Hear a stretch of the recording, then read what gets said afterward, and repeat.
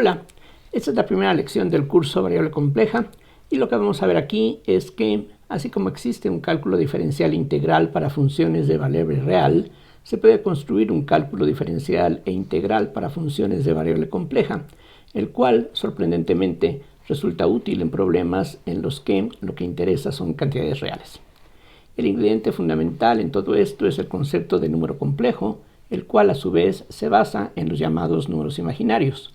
Como seguramente saben, los números imaginarios surgieron en la solución de las ecuaciones cuadráticas. El ejemplo típico es la ecuación x cuadrada más 1 igual a 0, la cual, podríamos decir, tiene las soluciones x igual a más menos la raíz cuadrada de menos 1, pero la raíz cuadrada de menos 1 no puede ser un número real, porque cualquier número real al cuadrado nos da una cantidad mayor o igual a 0.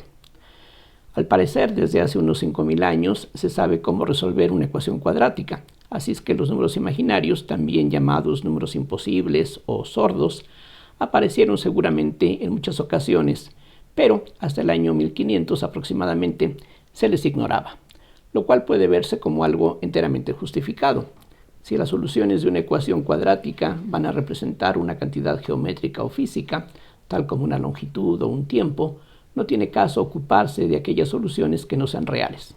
De manera similar a cómo podemos descartar una solución negativa si estamos interesados en una longitud, por ejemplo. Sin embargo, en el siglo XVI, con el descubrimiento de una fórmula para resolver las ecuaciones de tercer grado, se descubrió también que aunque una ecuación de estas tenga soluciones reales, puede ser necesario tratar con números imaginarios, por lo que los números imaginarios fueron usándose en las matemáticas sin que recibieran un estudio más profundo. En el siglo XVIII, personajes como Euler y los Bernoulli descubrieron que el uso de cantidades complejas, que como sabemos son las combinaciones de reales con imaginarias, es de mucha utilidad en el cálculo de integrales reales. La formalización de los números complejos vino a darse finalmente a principios del siglo XIX con los trabajos de Bessel, Argand, Gauss y Cauchy, quienes descubrieron que los números complejos se pueden representar por puntos en un plano. Muchos de los resultados más interesantes acerca de las funciones de variable compleja se deben a Cauchy. Un ejemplo de estos resultados es la llamada fórmula de Cauchy, la cual básicamente dice lo siguiente. Si nos fijamos en el plano complejo y tomamos aquí alguna curva cerrada que encierre una cierta región en donde se tiene una función f que es bien comportada en los puntos encerrados por la curva C, entonces en cualquier punto del interior de esta curva, f de z se puede calcular mediante esta fórmula, 1 sobre 2pi, donde esta i es la unidad imaginaria, por la integral sobre esta curva de f de z' entre z' menos z, diferencial de z'. Aquí lo interesante de esta fórmula es que esta establece que en cualquier punto de esta región el valor de esta función se puede determinar simplemente conociendo lo que vale esa función en los puntos de esta curva. No importa cuál sea esta curva, lo único importante es que esta función sea bien comportada en todo el interior de ella, y si esta curva se deforma, entonces vamos a pasar por otros puntos, pero de todas maneras la integral va a representar exactamente este mismo valor.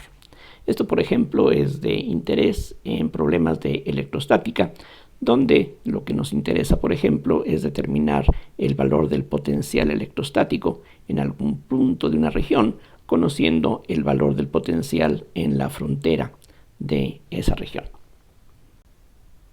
Después de esta breve introducción, vamos a comenzar pues hablando acerca de qué son los números complejos, y ya poco a poco vamos a ir agregando justamente la parte interesante del curso que se refiere no tanto al álgebra de los números complejos, que de por sí es algo muy útil, sino más precisamente a las propiedades de las funciones que se pueden definir a partir de ellos. Hay varias formas en que se pueden definir los números complejos. Básicamente hay dos que se emplean en los textos. Uno es ver a un número complejo como una pareja de números reales, y la otra, que es la que vamos a seguir aquí, consiste en comenzar por introducir una unidad imaginaria que se representa por la letra I minúscula, simplemente pidiendo que el cuadrado de esa cantidad sea igual a -1. Como sabemos, esta I entonces no puede ser un número real, y precisamente a partir de esta unidad es que podemos construir los números complejos. Un número complejo, vamos a decir, es cualquier expresión de la forma x más y, donde x y y son números reales. Otra forma, decía, de ver a un número complejo es pensar que corresponde a un punto del plano cartesiano. Si z es x más y, podemos asociar con este número complejo la pareja de números reales y ahora ver esa pareja como un punto del plano cartesiano. De esa forma, cada punto del plano corresponde a un número complejo y viceversa. X es lo que se llama la parte real de z y se indica de esta manera, mientras que y es la parte imaginaria de z, lo cual se indica así. Algo que conviene utilizar también es lo que se conoce como la forma trigonométrica de expresar a un número complejo. Y para eso básicamente lo que hacemos es emplear el análogo de las coordenadas polares. Aquí entonces nos fijamos en la línea que une el origen con el punto XY, y la distancia que hay del origen a este punto se representa tradicionalmente con una R minúscula, y el ángulo que se forma aquí con respecto al eje horizontal o eje real se suele representar con la letra θ. De la figura se puede ver que x es r por el coseno de θ y y es igual a r por el seno de θ.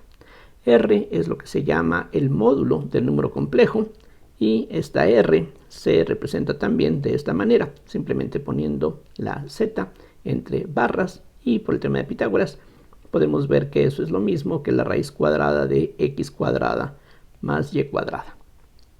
Entonces el número complejo z, que tenía la forma x más y, regresando a la forma normal, se puede expresar también como r por el coseno de θ más i veces el seno de θ.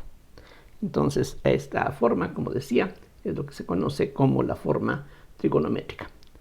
Entre los números complejos podemos hacer operaciones parecidas a las que conocemos para los números reales, y la primera operación que vamos aquí a repasar es la suma de números complejos. Simplemente, si tenemos un número complejo z1 de la forma x1 más y1 y tomamos otro número complejo que puede coincidir con el anterior, x2 más y2, lo que hacemos es definir la suma de estos dos números, simplemente exigiendo básicamente que las reglas elementales del álgebra que aplicamos regularmente con los números reales aquí se siga valiendo. Es decir, que si tenemos x1 más y1 más x2 más y2, vamos a pedir que por definición esto sea x1 más x2, sería la parte real de la suma, más y veces y1 más y2. Es decir, aquí, siendo un poquito más estrictos, habría que poner paréntesis para que se note que cada uno de esos números complejos es esta combinación x1 más y1, x2 más y2, y ahora simplemente es como si estuviéramos pidiendo que la ley asociativa se satisfaga, y entonces podemos quitar estos paréntesis y simplemente conmutar y agrupar como nos resulte conveniente, y aquí una forma conveniente de agrupar es justamente esta. Entonces esto es lo que se utiliza para definir la suma de números complejos, y como ustedes pueden ver, el número 0 más 0i actúa como el elemento neutro bajo esta suma. 0 más 0i, precisamente en forma gráfica, correspondería al origen del sistema de coordenadas cartesianas que habíamos indicado previamente.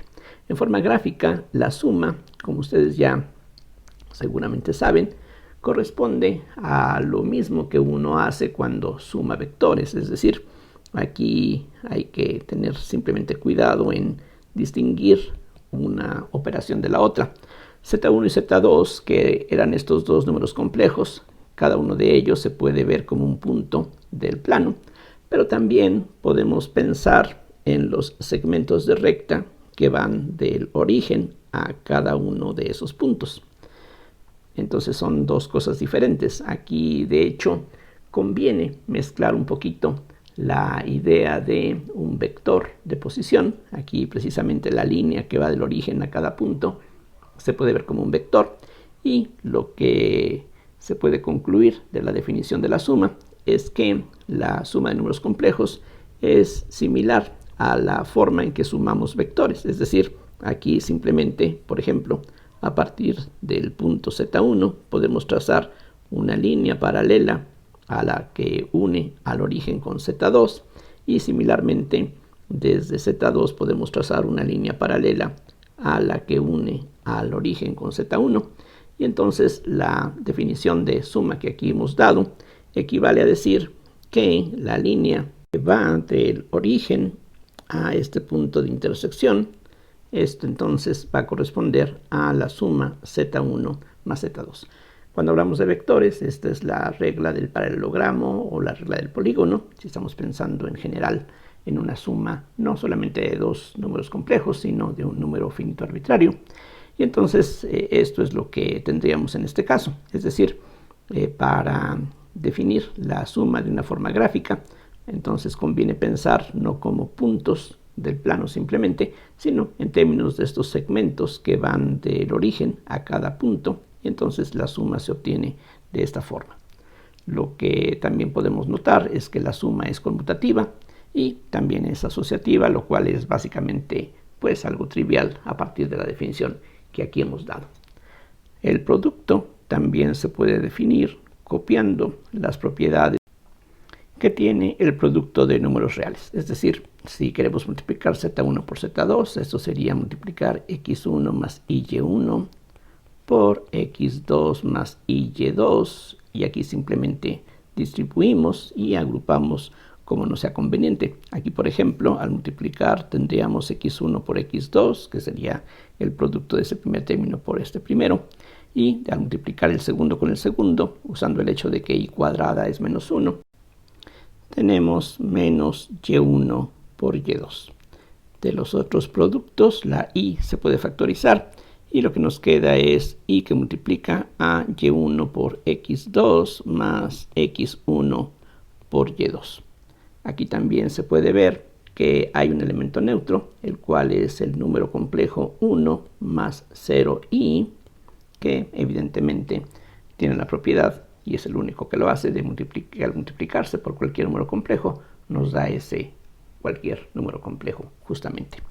En el caso del producto tenemos una propiedad geométrica bastante interesante, quizá un poquito más interesante que en el caso de la suma, que bueno, como vimos es algo muy similar a lo que tenemos en forma general cuando hablamos de suma de vectores. Aquí la idea es esta: vamos a suponer que tenemos Z1 que corresponde a un punto del plano y tenemos otro punto Z2. Cada uno de ellos tiene un cierto módulo.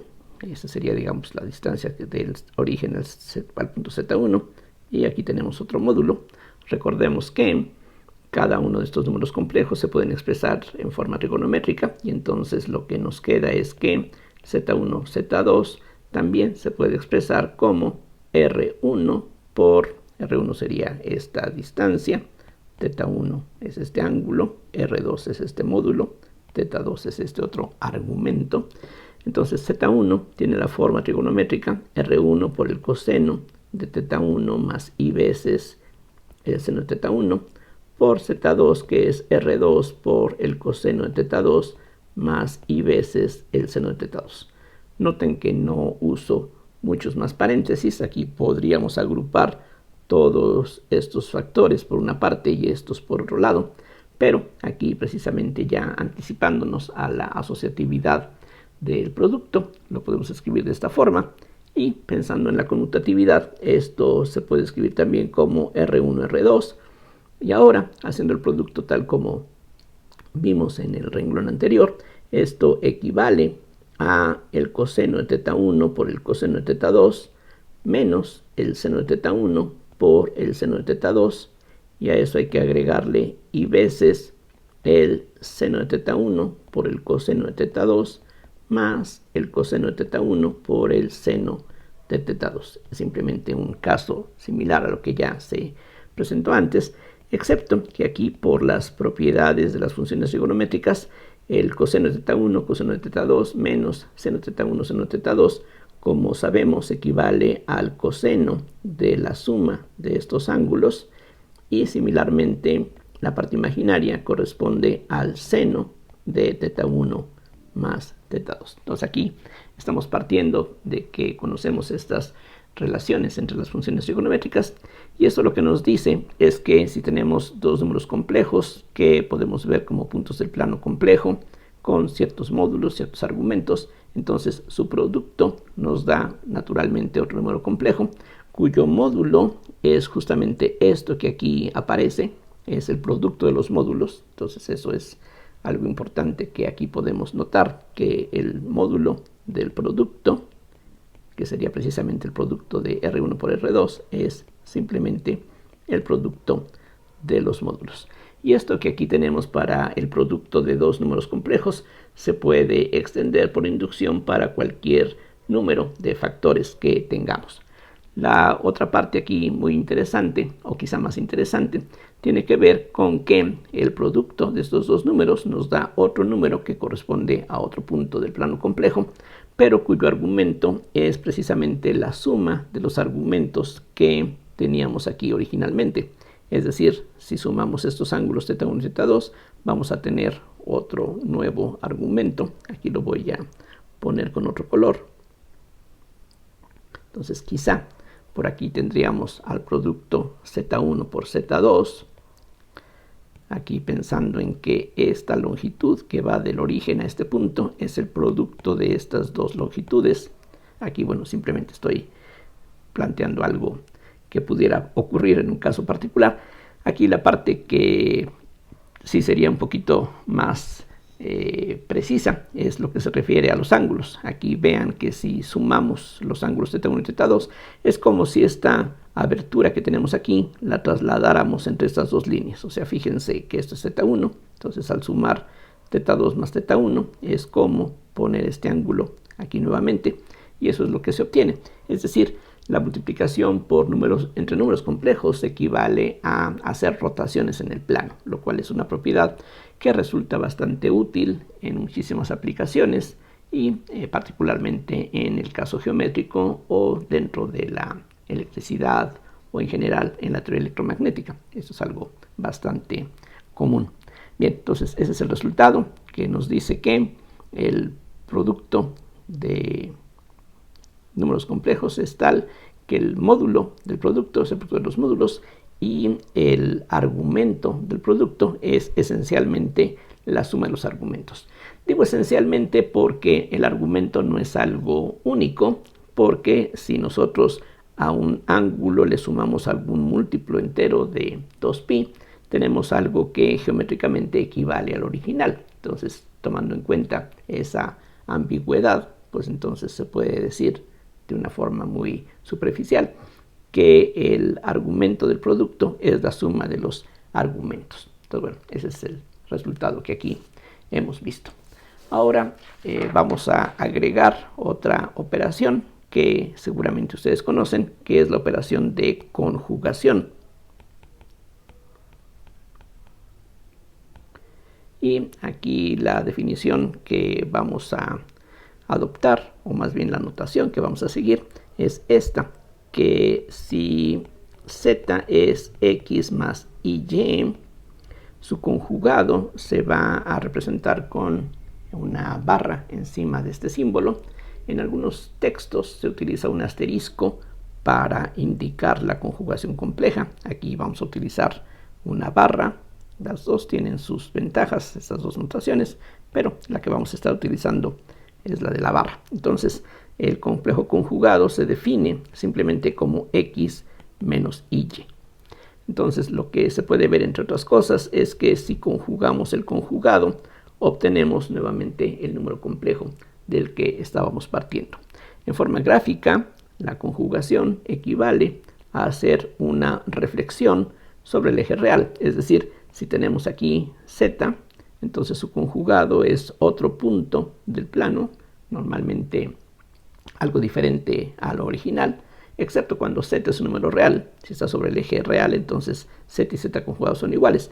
Pero si tenemos algo como lo que está aquí mostrado en la figura, z y z conjugado van a ser dos puntos que van a equidistar del eje real. Aquí precisamente esto sería la y, que estamos cambiándole de signo. Entonces esto es lo que corresponde gráficamente a la conjugación. Entonces esta conjugación es una especie de reflexión sobre esta línea y así se ve claramente que si volvemos a reflejar, volvemos al punto que teníamos originalmente. Noten también que el ángulo que tenemos aquí tiene la misma abertura, pero el signo contrario al que tenemos aquí. Esto también puede verse si utilizamos la forma trigonométrica. Si z es igual a r por el coseno de teta más i veces el seno de teta, entonces z conjugado, tal como lo hemos definido, se obtiene simplemente cambiando el signo de la i. Entonces aquí tendríamos r por el coseno de teta menos i veces el seno de teta. Pero si recordamos las propiedades de paridad que tienen las funciones trigonométricas, ocurre que el coseno de teta y el coseno de menos teta es exactamente lo mismo, mientras que el seno de teta es una función impar, así es de que aquí tendríamos seno de menos teta, lo cual precisamente corresponde a lo mostrado aquí en la figura. La operación de conjugación es útil para expresar algunos resultados. Por ejemplo, si tomamos z igual a x más y, como hemos venido haciendo, ya dijimos que su conjugado es x menos y, y por lo tanto, al sumar z más z barra, lo que obtenemos es 2x, es decir, que la parte real de un número complejo cualquiera se puede expresar como un medio de ese número complejo más su conjugado. En cambio, si calculamos z menos z barra, eso lo que nos da es 2y, lo cual entonces quiere decir que la parte imaginaria de z, que es la y, se puede expresar como z menos z barra entre 2y. Estas relaciones se emplean con bastante frecuencia. También lo que podemos ver es que si uno multiplica z por z conjugado, pues lo que vamos a obtener es lo mismo que multiplicar x más y por x menos y. Y ya sabemos que si uno multiplica una suma por una diferencia, lo que obtiene es una diferencia de cuadrados. Entonces vamos a tener aquí x cuadrada menos y al cuadrado, pero como y cuadrada es menos 1, esto finalmente se convierte en más y cuadrada, y esto podemos reconocer que es simplemente el módulo de z al cuadrado. Con todo esto, ahora podemos ver a qué corresponde el módulo de una suma de números complejos. Mientras que el módulo de un producto es el producto de los módulos, vamos a ver que no necesariamente el módulo de una suma es la suma de los módulos. Entonces tomamos dos números complejos arbitrarios y nos fijamos en la suma de ellos. Y lo que va a ser conveniente aquí es considerar primero el módulo al cuadrado de esa suma. De acuerdo con la relación que aquí acabamos de establecer, este módulo al cuadrado es lo mismo que el producto de z1 más z2 por su conjugado. Y aunque no lo mostramos en forma explícita, debe de resultar claro de las definiciones anteriores que el conjugado de una suma de números complejos es la suma de los conjugados. Así es de que, aplicando esta relación que aquí hemos establecido, el módulo al cuadrado de un número complejo es ese número por su conjugado. Aquí tendríamos que primeramente poner el conjugado de la suma, pero, repito, de las definiciones debe de ser evidente que el conjugado de la suma es la suma de los conjugados. Algo similar ocurre con el producto. El conjugado de un producto de números complejos es el producto de los conjugados. Nuevamente, eso se puede ver combinando las definiciones que hemos tratado previamente. Ahora, si distribuimos este producto, lo que se obtiene es z1 por su conjugado, y eso nos da el módulo al cuadrado de z1. Similarmente tenemos z2 por z2 conjugado, eso nos da el módulo de z2, y tendríamos dos productos cruzados, z1 por z2 conjugado más z2 por z1 conjugado. Y lo que podemos notar es que este término es justamente el conjugado de este, de acuerdo con lo que ya se mencionó. El conjugado de un producto es el producto de los conjugados y el conjugado de z2 conjugado es z2, así es de que este es el conjugado de este. Pero cuando sumamos un número complejo con su conjugado, lo que obtenemos es 2 veces la parte real. Entonces todo esto va a ser lo mismo que z1 al cuadrado más z2 al cuadrado más 2 veces la parte real de z1 por z2 conjugado. Ahora, de las definiciones está claro que si nos fijamos en la parte real de un número complejo, es decir, si me fijo en la parte real de x más y, lo cual es x simplemente, esto siempre es menor o igual que el valor absoluto de x. Noten que aquí estas barras ahora significan valor absoluto de un número real. La x y y son números reales. Las mismas barras que utilizamos para representar el valor absoluto de un número real se utilizan para representar el módulo de un número complejo. Ahora, este valor absoluto es menor o igual que la raíz cuadrada de x cuadrada más y cuadrada, claramente porque aquí estamos sumándole una y cuadrada a la x cuadrada. Entonces, esto último es el módulo de z. Así es de que siempre la parte real de un número complejo es menor o igual que su módulo.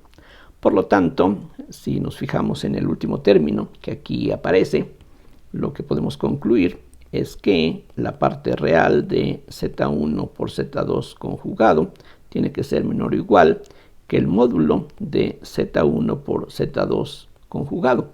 Pero ya se mencionó, ya vimos hace unos momentos, que el módulo de un producto es el producto de los módulos y también que el módulo del complejo conjugado de un número es lo mismo que el módulo de ese número complejo. Es decir, esto es lo mismo que el módulo z1 por el módulo de z2. Entonces, lo que aquí podemos concluir es, regresando a la expresión que teníamos aquí arriba, que z1 más z2 en módulo al cuadrado va a ser menor o igual que z1 al cuadrado módulo más el módulo z2 al cuadrado, y en lugar de este término podemos sustituir esto que aquí tenemos multiplicado por 2, así es de que aquí tendríamos 2 veces módulo de z1 por módulo de z2, pero podemos darnos cuenta que esta suma que aquí aparece es un binomio al cuadrado. Aquí tendríamos el módulo de z1 más el módulo de z2, todo esto elevado al cuadrado.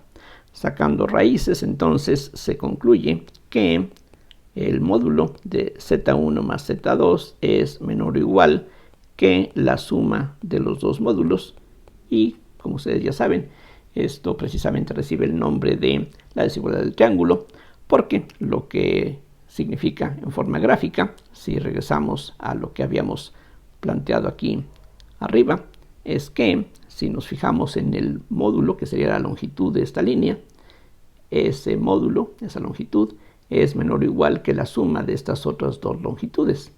Y bueno, aquí claramente estamos refiriéndonos a un triángulo, y se puede ver que la única forma en que el módulo de la suma sea igual a la suma de los módulos es que los argumentos de z1 y z2 sean iguales, es decir, que esta línea y esta otra línea sean colineales entre sí. Ahora vamos a agregar algo que por el momento puede parecer simplemente notación. Lo que vamos a decir es que si tenemos una exponencial e a la i teta, donde teta es un número real, esto por definición va a ser el coseno de teta más i veces el seno de teta. Aquí en el lado derecho, donde aparecen las funciones trigonométricas, se sobreentiende que teta estaría dado en radianes. Entonces, esta aquí simplemente la damos como una definición, y lo que podemos ver es que, de acuerdo con esto, si multiplicamos e a la i teta 1 por e a la i teta 2, esto pues sería el producto del coseno de teta 1 más i veces el seno de teta 1 por el coseno de teta 2 más i veces el seno de teta 2. Y como ya vimos previamente, esto es lo mismo que el coseno de teta 1 más teta 2 más i veces el seno de teta 1 más teta 2, que, de acuerdo con la definición que tenemos de arriba, sería la exponencial de i por teta 1 más teta 2. que suena bastante satisfactorio porque esto tiene la forma de una de las propiedades de la exponencial ordinaria que conocemos con argumentos reales. Ya sabemos que cuando se multiplica e a la x por e a la y, por ejemplo, eso es lo mismo que e a la x más y. Entonces esta definición justamente tiene esta propiedad. Gracias a esta expresión, ahora un número complejo se puede expresar de una forma bastante más compacta. Si teníamos previamente la z como r por el coseno de teta más i veces el seno de teta, esto se puede abreviar de esta manera. También podemos ver que esta definición nos lleva a que e a la i por 2pi tiene que ser igual a 1 y similarmente e a la i 2mpi es igual a 1 para cualquier valor de m como un número natural. Ahora, lo que podemos ver por inducción como consecuencia de este resultado es que si tenemos e a la i teta elevado a cualquier potencia natural, esto es lo mismo que e a la i m teta. De hecho, el resultado es válido no solamente para valores naturales, sino, por ejemplo, también para valores enteros positivos o negativos. Estas expresiones son particularmente útiles cuando estamos pensando en obtener raíces de números complejos. Es decir, supongamos que tenemos un número complejo arbitrario a y lo que queremos hacer es encontrar los números complejos que satisfagan esta relación. Aquí si z a la n es a, entonces diríamos que z es una raíz enésima de a. Ahora, este número complejo a se puede expresar como su módulo por e a la i teta, donde teta sería el argumento de a. Y entonces, por lo que ya se dijo, esto se puede también escribir así como e a la i teta más 2m pi, sin importar qué valor natural le demos a la m. Ahora de aquí, lo que se puede ver es que las soluciones de esta ecuación tienen esta forma, z igual a la 1 sobre n. Aquí noten que el módulo de a, que es un número complejo, es una cantidad real y positiva. Entonces esta raíz enésima se entiende como la cantidad real positiva, que es la enésima raíz de a. Y de la parte restante, lo que vamos a tener es e a la i teta más 2m pi sobre n. Y se puede verificar que si elevamos a la enésima potencia, vamos a regresar justamente a lo que tenemos aquí dado previamente, de acuerdo con lo que ya se mencionó anteriormente. Aquí ahora sí, lo que podemos hacer es restringir a la m a que tome solamente los valores 0, 1, 2 hasta n-1, porque si seguimos aquí dándole valores progresivamente más grandes, simplemente vamos a repetir los mismos valores que se obtuvieron previamente. Por ejemplo, cuando la m es igual a n, entonces la m y la n se cancelarían, y como e a la i 2pi es igual a 1, lo que obtenemos tomando m igual a 0 o m igual a n es exactamente lo mismo. Vamos a ver un ejemplo muy sencillo de la aplicación de estos resultados, que bueno, puede servir de ilustración de hecho para muchas de las cosas que aquí hemos tratado.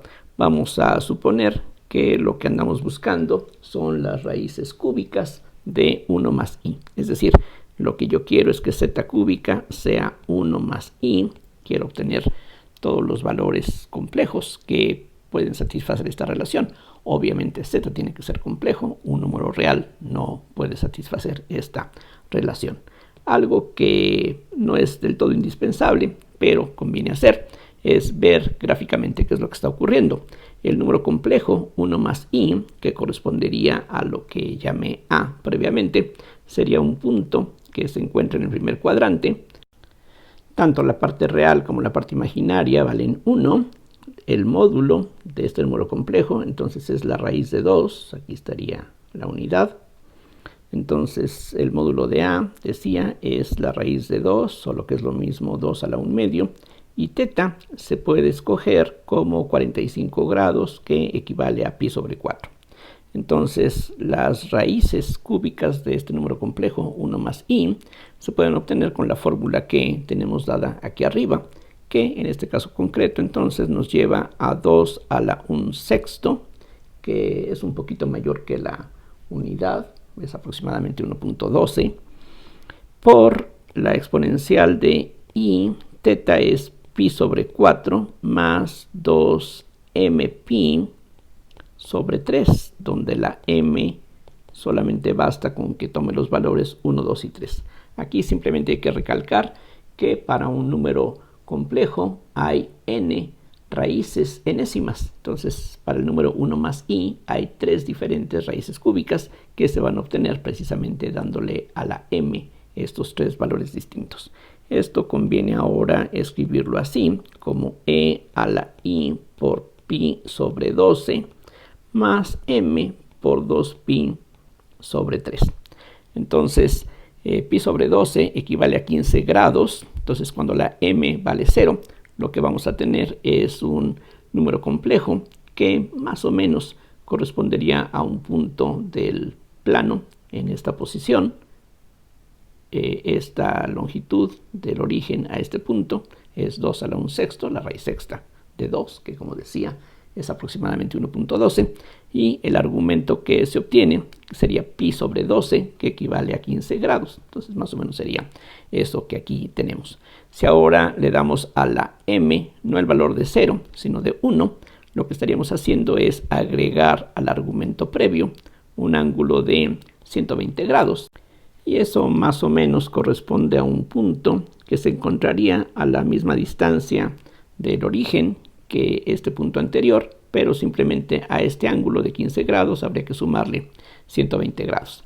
Cuando la m vale 2, entonces tendríamos que a los 15 grados hay que sumarle 2 veces 120 grados, y eso entonces nos llevaría a un punto que más o menos estaría situado de esta manera. Si uno hace las cosas adecuadamente, lo que tenemos que obtener son los vértices de un triángulo equilátero y precisamente los ángulos entre estas 3 líneas azules que parten del origen. Esos ángulos tienen que ser de 120 grados. Entonces, bueno, espero que este ejemplo muy sencillo sirva de ilustración para lo que tendríamos que hacer en cualquier otro caso similar. Aquí, claro, el ejemplo está hecho a la medida para que pues sea fácil, por ejemplo, identificar el ángulo que aquí tenemos. El argumento de este número complejo se puede ver sin necesidad de tablas trigonométricas o de calculadora, pero pues por lo menos creo que esto puede resultar ilustrativo, repito. Ahora, simplemente regresando a lo que ya se señaló antes, vale la pena hablar acerca de lo que ocurre con la diferencia de números complejos. Ya hablamos de la suma y del producto, pero el caso de la diferencia es algo particularmente utilizado. Entonces vamos a tratar, para terminar, lo que ocurre si pensamos en 2 puntos. Digamos que esto es Z1 y esto es Z2. Entonces ya vimos que la suma de estos 2 números complejos se puede obtener por la regla del paralelogramo o la regla del polígono, pensando no en los puntos, sino en líneas que parten del origen, y algo similar podemos hacer para el caso de la resta. Está claro que si Z1 corresponde a este punto o a esta línea, menos Z1 sería el punto que se encuentra diametralmente opuesto en relación al origen. Entonces, por ejemplo, si queremos ver gráficamente dónde queda la diferencia Z2 menos Z1, por ejemplo, lo que podemos hacer es fijarnos en la línea que va del origen hasta Z2, y si lo que queremos representar es la diferencia Z2 menos Z1, como de costumbre, esto lo podemos ver como Z2 más menos Z1, y ya sabemos cómo se suma una línea, que esta sería Z2, Z1 menos Z1 es esto. Entonces aplicamos la regla que ya vimos previamente. Entonces aquí en el extremo de menos Z1 trazamos una línea paralela a la recta que parte del origen y llega hasta Z2, y similarmente desde el extremo donde se encuentra Z2 podemos trazar una línea paralela a la que corresponde a menos z1. Entonces, bueno, haciendo las cosas con el cuidado necesario, podemos ver que este punto que está aquí correspondería entonces a z2 menos z1. Es simplemente un corolario de lo que ya estuvimos viendo previamente. Aquí, si trazo esta línea que une este punto con el origen, una línea recta, lo que podemos ver es que esa línea es paralela a la que tenemos aquí del lado derecho. Si hacemos las cosas con cuidado, se puede ver que son exactamente la misma longitud, la misma orientación, es decir, la misma pendiente, solamente una podríamos decir que se obtiene trasladando la otra a este punto, y eso corresponde a lo que seguramente recordamos en el caso de vectores. Restar vectores equivale a unir las puntas de esos dos vectores si tienen origen común, simplemente mediante otra línea, mediante otro vector. Entonces, este número complejo se puede ver aquí simplemente trasladado a este punto. Lo que se puede notar también es que el módulo de la diferencia z2 menos z1, que es la distancia que hay del origen a este punto, va a corresponder entonces también a la distancia que hay entre los extremos de estas dos líneas. La distancia entre estos dos puntos entonces se va a representar de esta forma. Como seguramente ya pueden apreciar, esto es similar a lo que se emplea, por ejemplo, en cálculo diferencial de varias variables, cuando estamos hablando de distancias entre puntos de Rn, en donde en lugar de hablar de módulos de números complejos, hablamos de módulos o de longitudes de vectores. Es algo bastante similar, como ya se señaló antes, por lo menos en lo que se refiere a la suma, multiplicación por escalares, resta, que sería un caso particular. Las operaciones con los números complejos son muy similares a lo que conocemos muy bien en el caso de vectores, aquí con la única diferencia de que estamos hablando solamente de vectores en un plano. Entonces, este resultado es bastante útil porque, por ejemplo, hay algunas expresiones que se pueden obtener fácilmente. Por ejemplo, si lo que andamos buscando es la ecuación para una circunferencia que tiene el centro en algún punto particular. Ejemplo, vamos a suponer que este punto fuera 4 más 3i y que este radio fuera, pues por poner un ejemplo, 2. Entonces los números complejos que se encuentran sobre esta circunferencia son aquellos que están a una distancia igual a 2 del punto 4 más 3i. Entonces la ecuación para este círculo sería z menos 4 más 3i en módulo igual a 2. Entonces es algo bastante simple y, repito, muy similar a lo que seguramente recordamos muy bien del cálculo vectorial. Hay que simplemente recalcar que aunque hay esta cercanía en lo que a la suma de vectores o de números complejos corresponde, pero ya en cuanto a los productos hay una diferencia grande. Hay que recordar que entre vectores se pueden realizar productos punto, producto cruz. El producto punto nos da un escalar, es decir, obtenemos algo diferente a los vectores que estábamos multiplicando, mientras que el producto cruz de vectores sí nos da un vector. Sí, pero ese producto no es algo conmutativo. Aquí, en cambio, con los números complejos, al multiplicar dos números complejos, obtenemos en general otro número complejo, y esta operación siempre es conmutativa. Entonces, ahí en el producto sí hay diferencias con respecto a lo que conocemos de las operaciones entre vectores.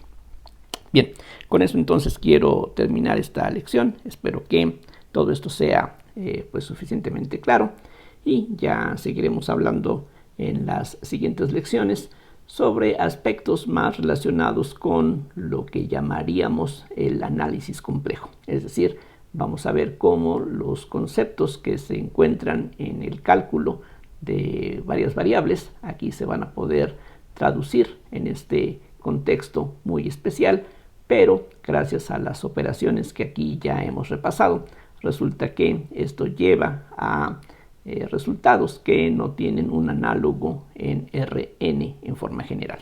Bien, gracias por la atención y hasta la siguiente.